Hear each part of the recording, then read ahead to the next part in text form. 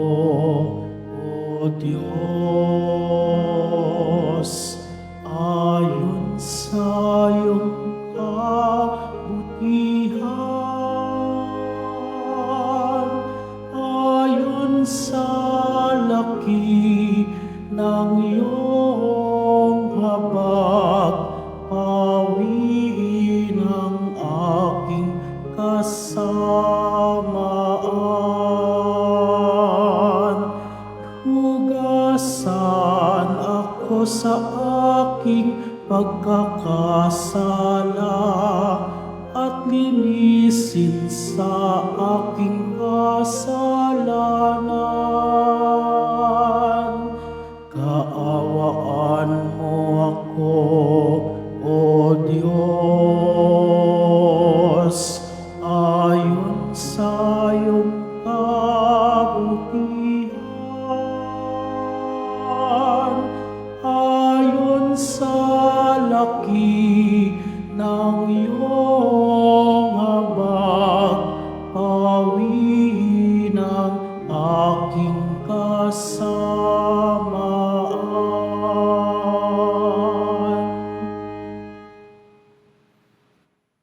Sa ngala ng Ama at ng Anak at ng Espiritu Santo, Amen. sumainyo ang Panginoon. At sumayo rin. Ngayong Miyerkules ng Abo, sinisimulan natin ang panahon ng Kwaresma bilang paghahanda sa misteryo ng Paskwa, ang pagpapakasakit, kamatayan at muling pagkabuhay ni Jesus. Ang Kwaresma ay sinisimulan sa pamamagitan ng pagpapahid ng abo sa noo bilang tanda ng pagdadalamhati at pagsisisi sa mga nagawa nating kasalanan. Subalit ang tandang ito ng pagsisisi ay dapat patunayan sa tapat na pagbabagong loob. Umaasa tayo sa kabutihan at awa ng Diyos sapagkat hindi natin ito magagawa sa sarili nating kakayahan lamang. Manalangin tayo. Ama naming makapangyarihan, ipagkaloob mo masimula namin ngayon sa banal na pagkukusang magtiis ng kagutuman. Ang tunggalian na bilang mga kapanig ni Kristo sa aming pagsugpo sa mga salungat sa pamumuhay sa Espiritu. Maging amin nawang sandata ang pagtitimpi sa sarili sa pamamagitan ni Hesukristo kasama ng Espiritu Santo, magpa sa walang hanggan. Amen. Magsiupo muna po ang lahat. Pagbasa mula sa aklat ni Propeta Joel. Sinasabi ngayon ng Panginoon, mataimtim kayong magsisi at manumbalik sa akin. Kayo'y mag-ayuno, manangis at magdalamhati. Magsisi kayo ng taos sa puso, hindi pakitang tao lamang. Magbalik loob kayo sa Panginoon na inyong Diyos. Siya'y may magandang loob at puspos ng awa, mapagpahinood at tapat sa kanyang pangako. Laging handang magpatawad at hindi nagpaparusa. Maaaring lingapin kayo ng Panginoon at bigyan ng masaganang ani. Kung magkagayon, mahandugan natin siya ng haing butil at alak. Ang trumpeta ay hipan ninyo sa ibabaw ng bundok ng Siyon. Iutos nyo na mag-ayuno ang lahat, tawagin ninyo ang mga tao para sa isang banal na pagtitipon. Tipunin ninyong ang lahat, matatanda at bata, pati mga sanggol at maging ang mga bagong kasal. Mga saserdote, kayo'y tumayo sa pagitan ng pasukan at ng dambana. Manangis kayo't manalangin ng ganito. Mahabag ka sa iyong bayan, O Panginoon. Huwag mong tulutan kami hamakit, pagtawanan ng ibang mga bansa. nasaan ang inyong Diyos? Pagkaraan, ipinamalas ng Panginoon na siya'y nagmamalasakit sa kanyang bayan. Ang salita ng Diyos. Salamat sa Diyos. Poon, iyong kaawaan, kami sa iyo'y nagsisuway. Poon, iyong kawaan, kaming sayo'y nagsisuway. Ako'y kaawaan, o mahal kong Diyos, sang-ayon sa iyong kagandahang loob. Mga kasalanan ko'y iyong pawiin, ayon din sa iyong pag-ibig sa akin. Linisin mo na sana ang aking karumhan at ipatawad mo yaring kasalanan. Poon, iyong kawaan, kaming sayo'y nagsisuway. Ang pagsalansan ko ay kinikilala, laging nasa isip ko at alaala. Sa iyo lang ako nagkasalang tunay, at ang nagawa ko'y di mo nagustuhan. Poon, iyong kawaan, kaming sayo'y nagsisuway. Isang pusong tapat sa aking likhain, bigyan mo, O Diyos, ng bagong damdamin. Sa iyo'y harapan, huwag akong alisin. Ang Espiritu mo ang paghahariin. Poon, iyong kawaan, kaming sayo'y nagsisuway. Ang galak na dulot na iyong pagliligtas, ibalik at ako ay gawin mong tapat. Turuan mo akong makapagsalita at pupurihin ka sa gitna ng madla. Poon, iyong kawaan, kaming sayo'y nagsisuway.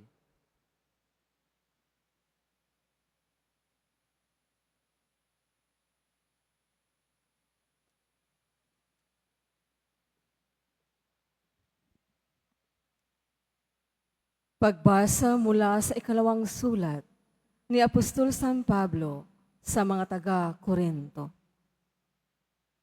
Mga kapatid, ako'y sugo ni Kristo, parang ang Diyos na rin ang namamanhik sa inyo sa pamamagitan ko.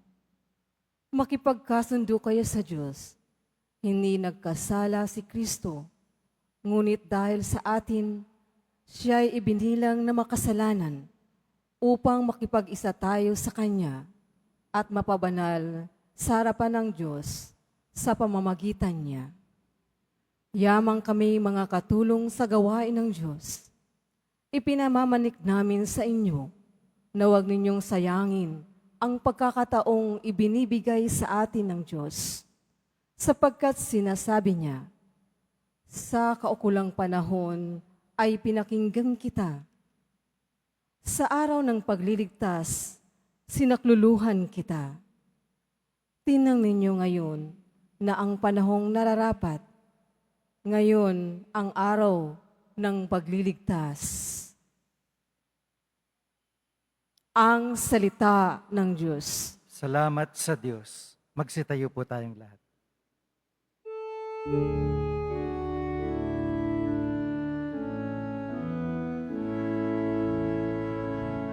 Nagpupuri kami sa'yo, Panginoong Jesucristo. Nagpupuri kami sa'yo, Panginoong Jesucristo.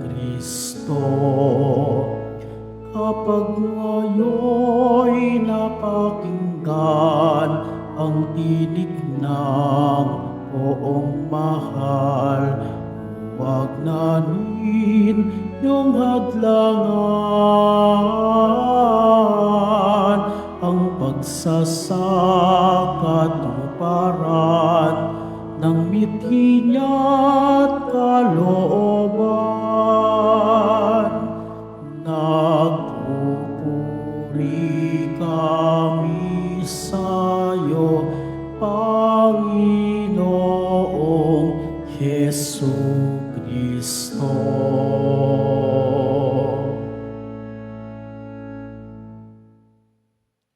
Sumainyo ang Panginoon. At sumayo rin. Ang mabuting balita ng Panginoon ayon kay San Mateo.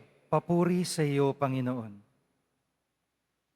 Noong panahon iyon, sinabi ni Jesus sa kanyang mga alagad, pag-ingatan ninyo na huwag maging pakitang tao lamang ang paggawa ninyo ng mabuti.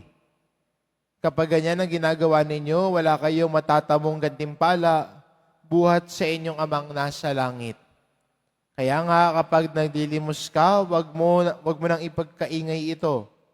Katulad ng ginagawa ng mga mapagpaimbabaw doon sa sinagoga at sa mga lansangan.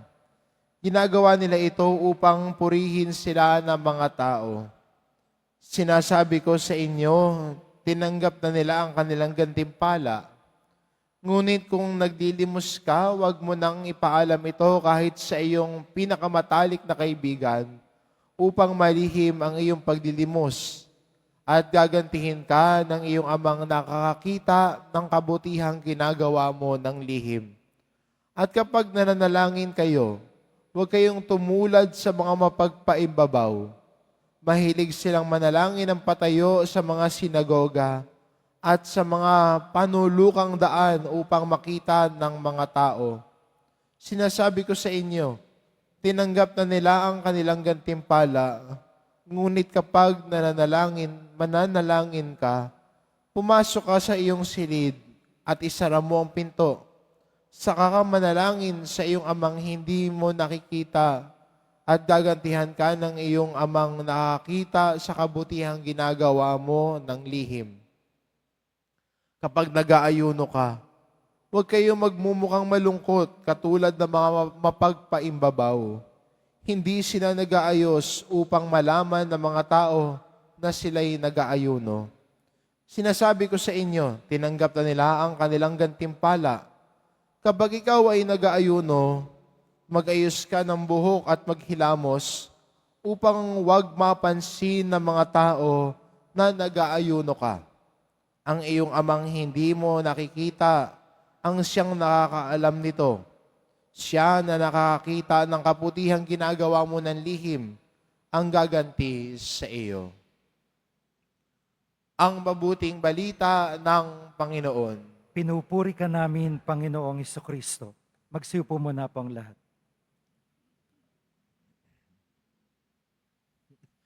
Ngayong araw, Miyerkules ng Abo, at para sa atin bilang mga Kristiyano, ito ay ang simula ng paglalakbay natin sa panahong ito ng Kwaresma. At ang araw na ito ay natatangi dahil sa araw na ito naglalagay tayo ng abo sa ating mga ulo o noo.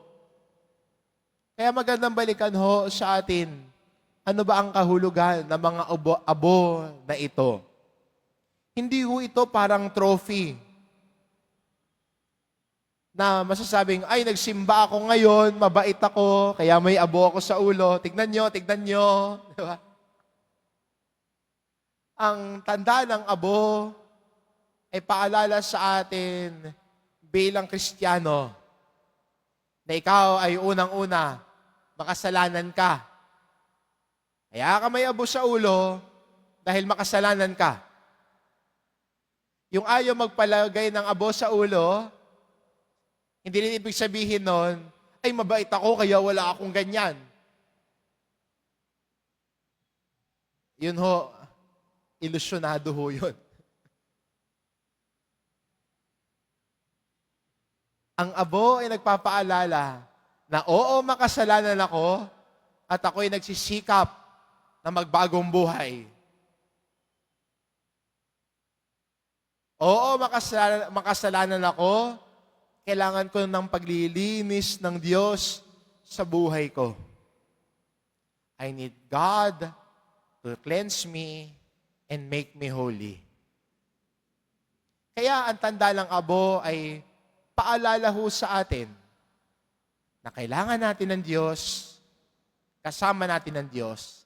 Kaya ang abo ay tanda ng paglilinis.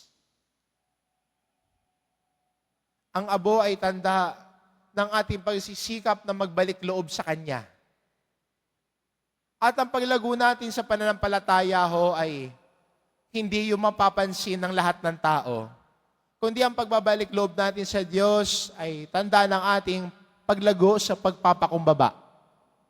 Na sana ang paglago natin bilang Kristiyano ay hindi yung Kristiyanong papansin. At ang taong lumalago sa kayabangan, papansin. Di ba? Gusto niya mapansin siya ng lahat, gusto niya makita siya ng lahat, gusto niya puriin siya ng lahat. Pero sana sa paglago natin sa kabutihan at pagbabalik loob, ay talikuran natin ang pagiging papansin, kundi ang Diyos sana ang mapansin sa buhay natin. Kasi ang taong papansin, kanino ang direksyon? Sa sarili niya.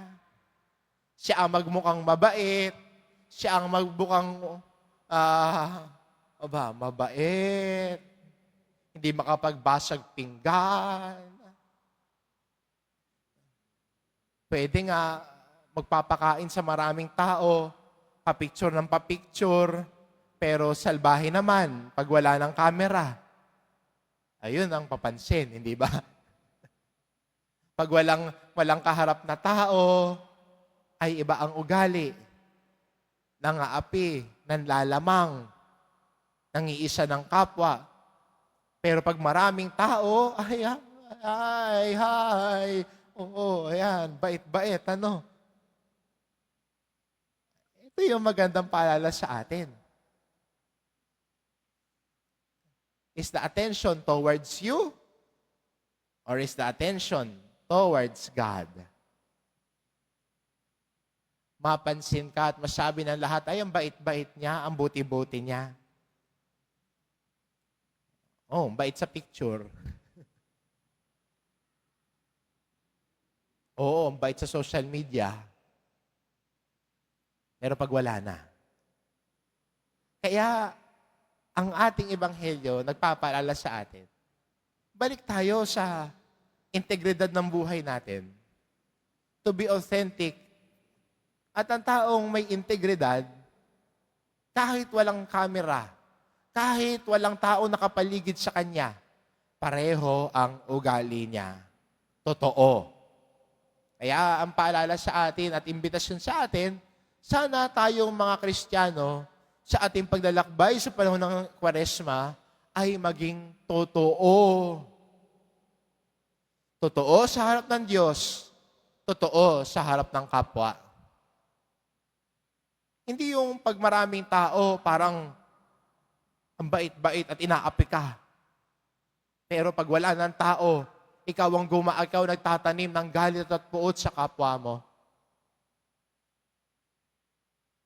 Minsan pa-victim pa. Be real. Let us be real in front of God. Let us be real in front of others. Siguro ito yung magandang paalala sa atin at path of conversion natin bilang Kristiyano. Nawa ang abo sa ating mga ulo magpaalala na ako'y magiging totoo sa harap ng Diyos. Totoo at inaamin ang aking kahinaan at kasalanan. At kailangan ko ang grasya ng Diyos para gabayaran ako at tulungan. Kailangan ko ng grasya ng Diyos para turuan ako maging totoo. Totoo sa sarili, totoo sa harap ng Diyos, totoo sa harap ng aking kapwa. At yan ang daan ng buhay na hinuhubog at pinabago ng Panginoon. Kaya sa paglalagay ng abo, hindi lang ito simula ng paglalakbay ng Kwaresma, kundi sana maging simula din ng paglalakbay natin sa pagbabago ng buhay at pagiging totoo sa harap ng Diyos. Amen.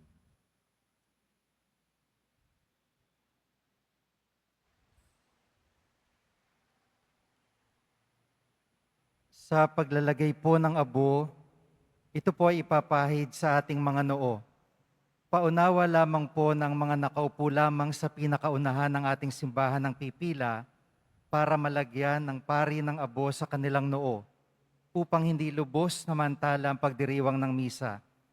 Ang iba naman ay maaaring pumunta pagkatapos ng misa sa mga tent sa labas ng simbahan sa BPI Quezon Boulevard, Plaza San Juan Bautista at Plaza Miranda.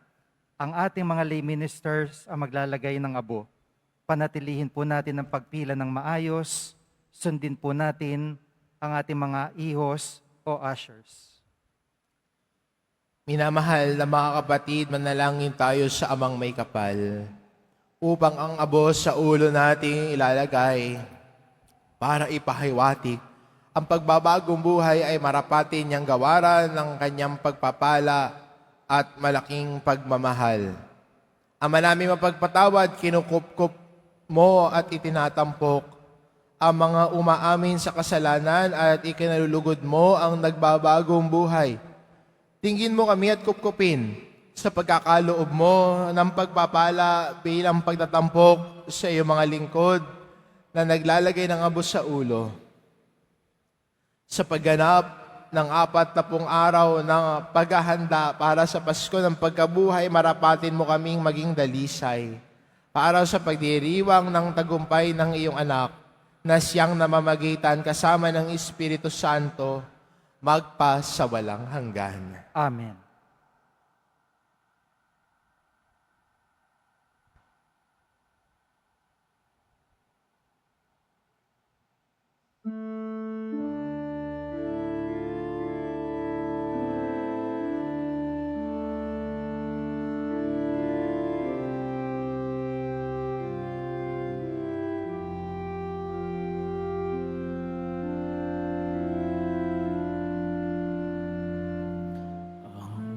Tao'y hindi lamang sa tinapay na buhay, bagkus pati sa mga salitang nagmumula Magsuko po na po sa ang lahat. Panginoon. Magsisi tayong matao salin at magbalik loob sa mapagpatawad na Diyos. Gutom tayong manikluhod nang may abot sa kong suot. Ang tao'y hindi lamang sa tinapay na buhay, bagkus pati sa mga salitang nagmumula sa Panginoon. Sa pagitan ng pasukan at dambana ng simbahan, saserdote ay mag-iyakan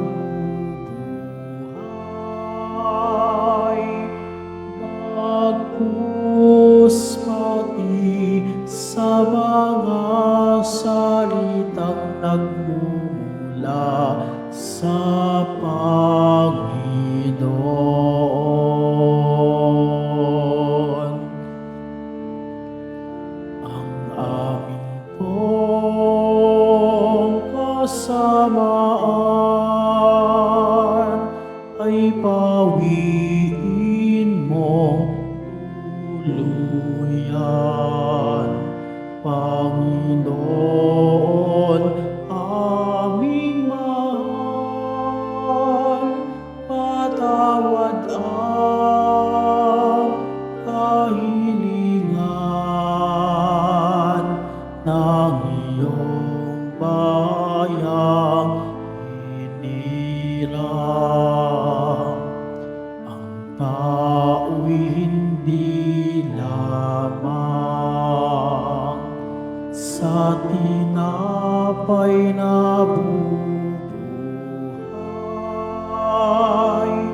bagkus pati sa mga salitang nagmumula sa Panginoon. Ang tao'y hindi lamang sa tinapay na bubuhay, bagkus pati sa mga salitang nagmumula sa Panginoon.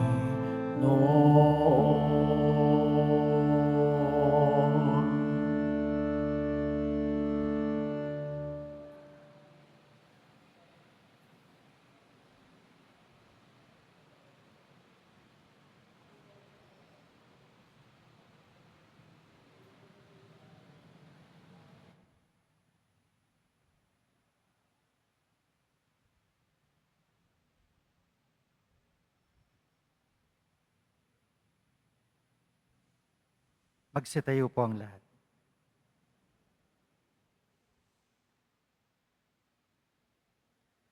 Na mahal ko mga kapatid, sa pasimula ng ating 40 araw ng paglalakbay ngayong panahon ng Kwaresma, kami dumudulog sa iyo, Ama, para sa biyaya ng buong pusong pagbabalik loob, pagsisisi at pagmamalasakit sa kapwa. Taglay matibay na pananampalataya kami dumadalangin, Panginoon, dinggin mo kami. Panginoon, dinggin mo kami. Panginoon, tulungan mo kaming itakwil ang aming mga pagkukunwari. Itulot mong lumago kami sa pananampalataya at mamuhay na naaayon sa Ebanghelyo. Manalangin tayo. Panginoon, dinggin mo kami. Panginoon, tulungan mo kaming pakinggan ang tinig ng iyong anak na si Jesus na nananaghoy sa mukha ng mga dukha, mga nagugutom, mga inaapi, at pinagsasamantalahan. Manalangin tayo. Panginoon, dinggin mo kami. Panginoon, sa paggunita ng Jubileo, kami naway maging mga manlalakbay ng pag-asa na nagdadala ng iyong liwanag sa gitna ng dilim at mga buhay na tanda ng iyong awa at katarungan, upang sa bawat hakbang ay maging saksi kami ng pagmamahal mo sa lahat ng tao. Manalangin tayo.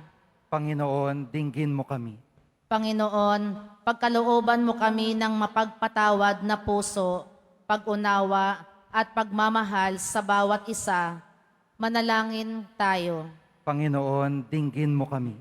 Panginoon, sa pamamagitan ng kapangyarihan ng krus ni Jesus, patuloyin mo nawa ang mga yumao naming kapatid sa buhay na walang hanggan.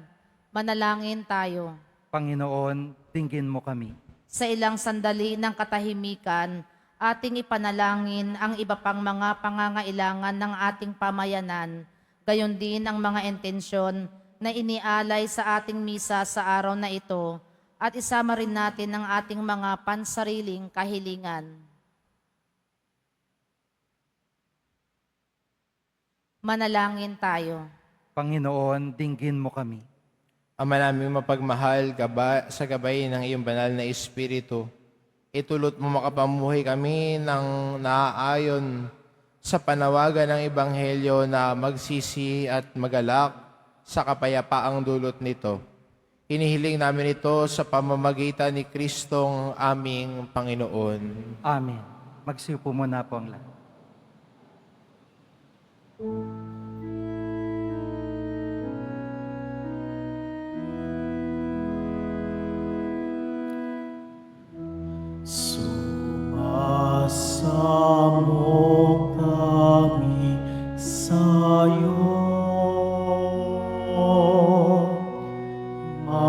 marapat inyaring alay.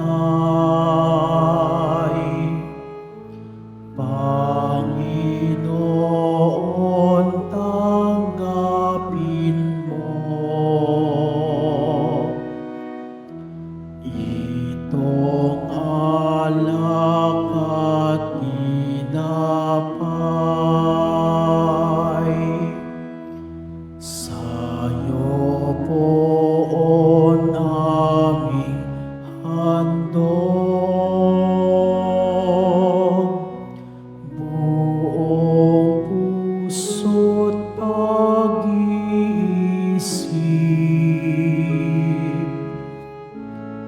Ilayo mo sa panganib at kupkupin sa pag-ibig.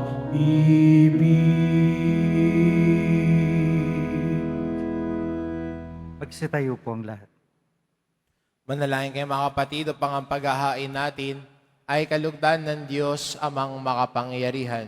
Tanggapin nawa ng Panginoon itong paghahain sa iyong mga kamay, sa kapurihan niya at karangalan, sa ating kapakinabangan, at sa buong sambayanan niyang banal.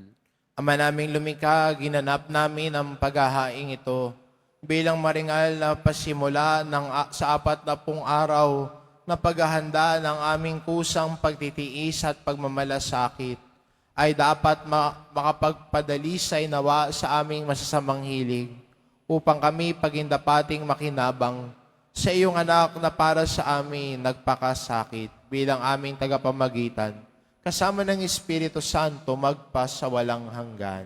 Amen. Sumainyo ang Panginoon. At sumayo rin. Itaas sa Diyos ang inyong puso at diwa. Itinaas na namin sa Panginoon. Pasalamatan natin ang Panginoong ating Diyos. Marapat na siya ay pasalamatan. Ama naming makapangyarihan, tunay ngang marapat na ikaw ay aming pasalamatan sa pamamagitan ni Hesukristo na aming Panginoon. Sa aming kusang pagtitiis ng hirap, tinutulungan mong aming maitumpak ang kinamihas ng pagsalungat sa pananagutan ng iyong iniatas sa aming pagtulad sa anak mong mahal na nagpakasakit para sa tanan. Ang pagsisikap namin iyong kinalulugdan at ang pagpapakabuti namin iyong ikinararangal. Kaya kaisa ng mga anghel na nagsisiawit ng papuri sa iyo nang walang humpay sa kalangitan, kami nagbubunyi sa iyong kadakilaan.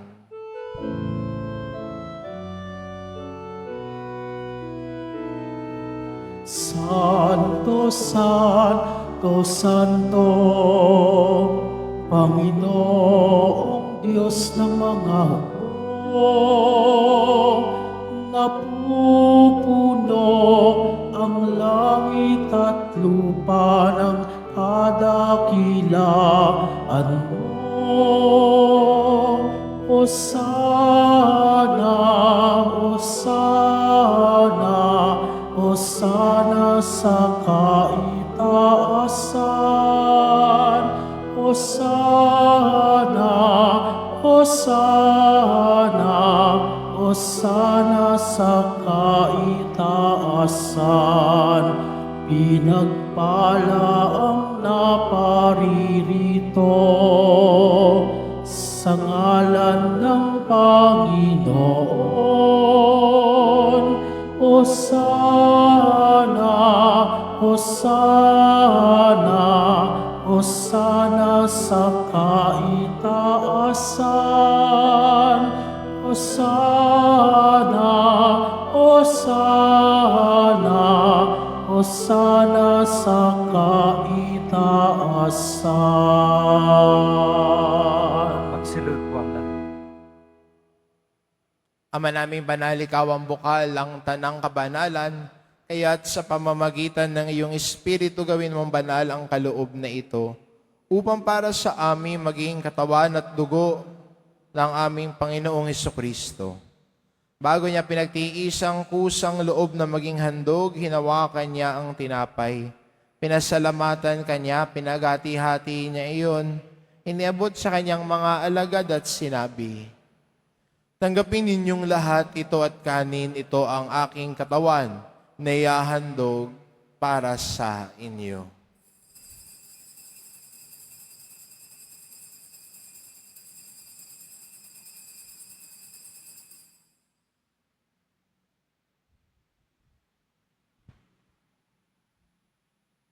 Gayun din naman na matapos ang hapunan, hinawakan niya ang kalis, muli kanyang pinasalamatan.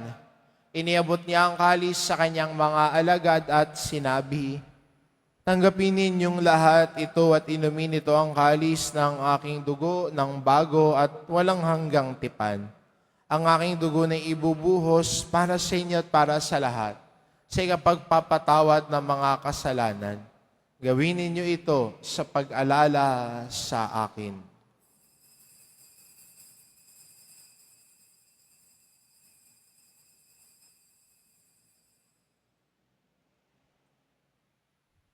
Magsitayo po ang lahat. Ipagbunyi natin ang misteryo ng pananampalataya. Si Kristo'y namatay, si Kristo'y nabuhay, si Kristo'y babalik sa wakas ng panahon.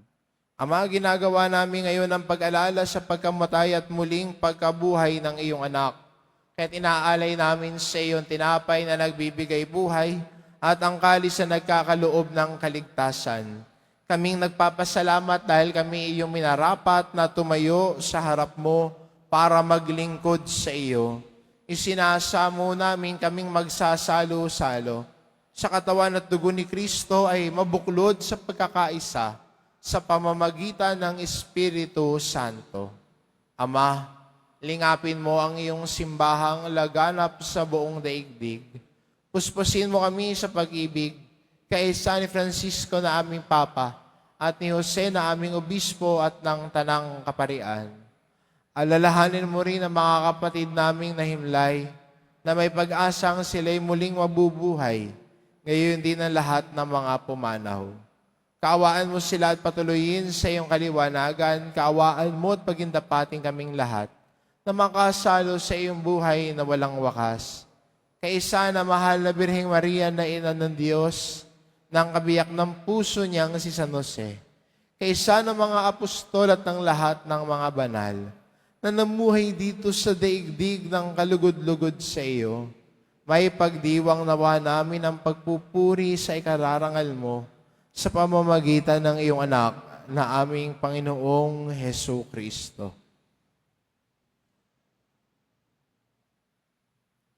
Sa pamamagitan ni Kristo, kasama niya at sa Kanya, ang lahat ng parangal at papuri ay sa iyo, Diyos amang makapangyarihan, kasama ng Espiritu Santo, magpa sa walang hanggan. Amen.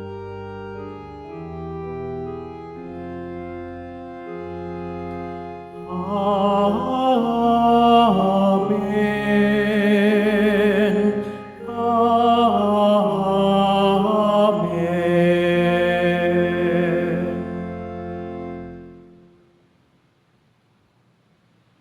Sa tagubilin ng mga nakagagaling na utos sa turo ni Jesus na Panginoon natin at Diyos, pahayag po natin ng lakas loob. Ama namin, sumasalangit ka, sambahin ang ngalan mo, mapasa amin ang kaharian mo, sundin ang loob mo dito sa lupa para nang sa langit. Bigyan mo kami ngayon ng aming kakanin sa araw-araw at patawarin mo kami sa aming mga sala para ng pagpapatawad namin sa nagkakasala sa amin. At huwag mo kaming ipahintulot sa tukso at iadya mo kami sa lahat ng masama. Hinihiling namin kami adya sa lahat ng masama pagkalooban ng kapayapaan ng araw-araw. Ligtas sa kasalanan at ilayo sa lahat ng kapahamakan. Samantalang aming pinananabikan ng dakilang araw ng pagpapahayag ng tagapagligtas naming si Jesucristo. Sapagkat iyong kaharian at ang kapangyarihan at ang kapurihan magpakailanman. Amen. Panginoong Jesucristo, sinabi mo sa iyong mga apostol, kapayapaan ang iniiwan ko sa inyo, ang aking kapayapaan ang ibinibigay ko sa inyo. Tungayan mo ang aming pananampalataya at huwag ang aming pagkakasala. Pagkalooban mo kami ng kapayapaan at pagkakaisa. ayon sa iyong kalooban kasama ng Espiritu Santo, magpa sa walang hanggan. Amen. Ang kapayapaan ng Panginoon ay laging sumainyo. At sumayo rin. Magbigayan kayo ng kapayapaan sa isa't isa.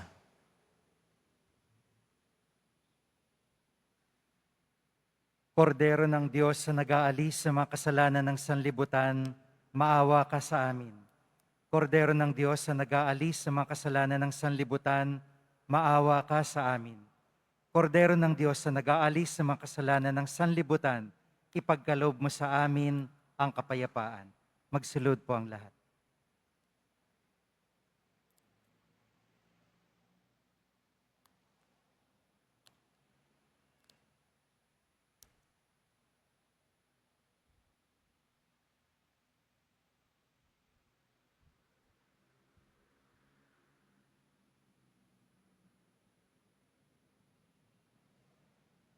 Itong kordero ng Diyos, ito nag-aalis ng kasalanan ng sanlibutan. Mapalad ang mga inanyayahan sa kanyang piging. Panginoon, hindi ako karapat-dapat na magpatuloy sa iyo, ngunit sa isang salita mo lamang ay gagaling na ako.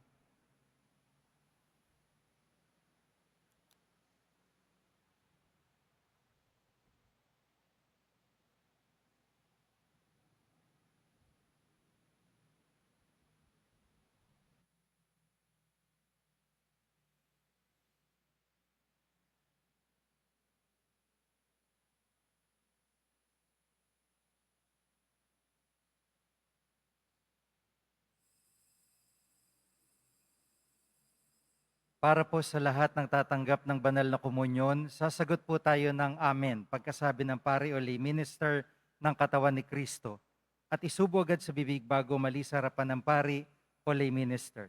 Sumunod po tayo.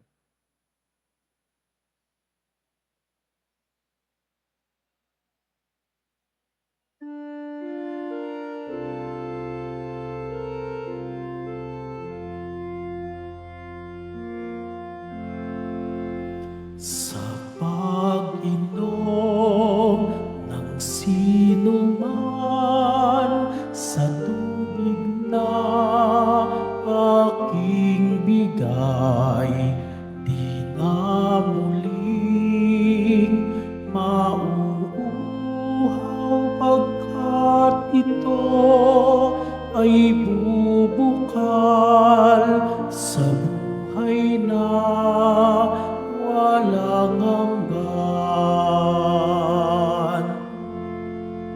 Ang Panginoon ay ilaw ko at kaligtasan.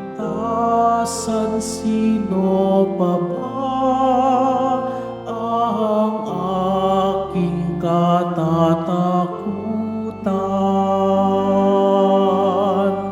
Ang Panginoon ang buog ng aking buhay. Sino pa ba ang aking kasisindakan?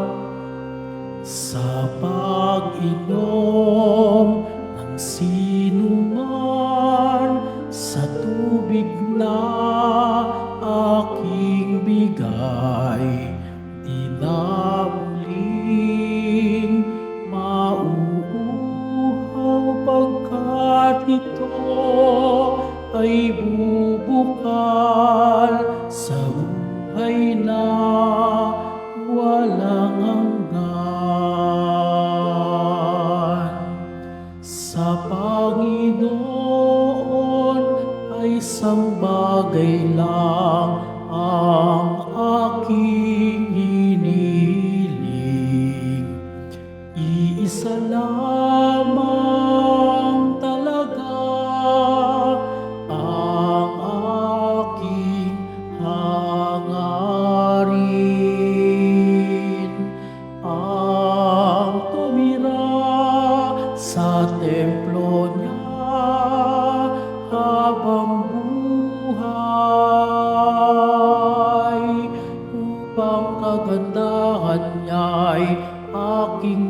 pagmamasdan at dooy humingi sa kanya ng patnubay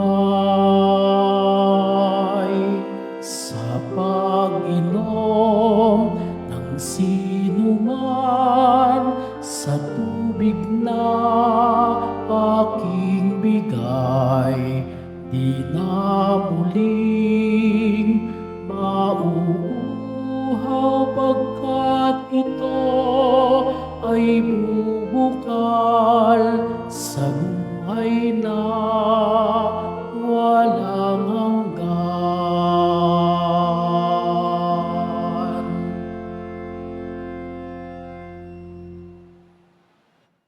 Pagkatapos po ng misa, wala pong pagwiwisik ng banal na tubig na magaganap. Ang pagpapahid ng mga abo ay gaganapin sa labas ng ating simbahan. Meron po tayong mga station sa mga sumusunod na lugar. BPI Quezon Boulevard, Plaza San Juan, at Plaza Miranda. Pinakikiusapan ng lahat na ang tanging labasan o exit ay sa Quezon Boulevard at Plaza San Juan lamang. Iwasan po natin ang magtulakan. Sumunod po tayo. Maraming salamat po sa inyong pagdalaw at pagsisimba sa Basilica Minor at Pambansang Dambana ni Jesus Nazareno. Magsitayo po tayong lahat.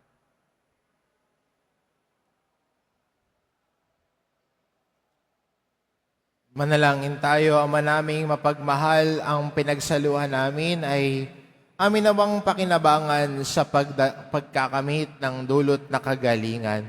Ang kagutumang kusa na naming pinagtitiisan ay iyong kinalulugdan sa pamamagitan ni Jesucristo, kasama ng Espiritu Santo magpasawalang hanggan. Amen.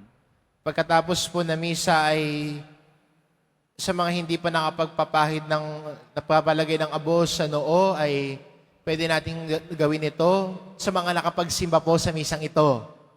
Sa mga kakarating lang po, magsimba ho muna. Hindi ho magpapapahid ng abo sa ulo, tapos uuwi na. Sana magsimba po muna. Ang nagpapatibay ng ating pagkukusa na magbagong buhay ay ang Eucharistia. Ang sakramento ni Jesus ang sana mas bigyan diin, hindi lamang ang abo. Kahit o gaano kalaki ang ilagay nating abo sa ulo ninyo, kahit o sinlaki na ho ng krus sa may likod, kung hindi nagsimba, kulang. Kulang. Sayang. Magiging dekorasyon na lang, no? At sana kasama din ng pagpapahid ng abo ay ang pagkukusa din natin at pagnanais na talikuran ng kasalanan at magbagong buhay. Hindi ho yan trophy na mabait ka. Paalala yan na makasalanan ka. Paalala na makasalanan at kailangan ng abo. At paalala na ika'y nangangailangan na linisin ng Diyos sa iyong kasalanan tungo sa daan ng pagbabagong buhay. Sa araw din pong ito, tayo ho mga Kristiyano at sa lahat po ng Biyernes ng panahon ng Kwaresma ay lumiliban sa pagkain ng karne. Kaya ho, pagkatapos ho na misa, sana wala po ako makita na ang laki-laki na ng krus mo sa noo, ng abo, pero nakita kita sa mga inasal. No? Makapunta nga doon. Sa araw na ito, lumiliban tayo sa pagkain ng karne, manok, baka, baboy, isda ho pwede. May nagtanong sa akin, itlog po ba? Pwede ho, pwede. Magtitiis muna tayo, yayakap ng sakripisyo bilang paalala ng daan natin sa pagbabagong buhay. Sumayin niyo ang Panginoon. At sumayo rin. Mahal na pong Jesus Nazareno, inihayag mo sa pamamagitan ng krus ang walang maliw na pag-ibig ng Diyos sa sangkatauhan. Pakinggan mo ang kahilingan lalo na para sa mga nangangailangan ng iyong tulong at awa. Makamtanawa namin ang iyong kasagutan na may utang na loob na tinatanaw. Basbasan din po ninyo itong mga imahen at dasalan upang lalo kaming manalangin at magtiwala. Sa pamamagitan ng bendisyon na ito, naway lalo kaming maging mapaglingkod, masunurin na tapat sa iyo, na aming maluwalhating Panginoon, magpasawalang hanggan. Amen. At pagpalain kayo ng ating mapagmahal na Diyos, ang Ama, at ang Anak, at ang Espiritu Santo.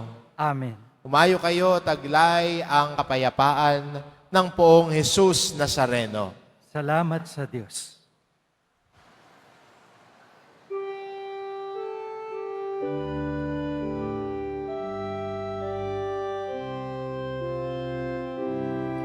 Nuestro Padre Jesus Nazareno, sinasamba ka namin,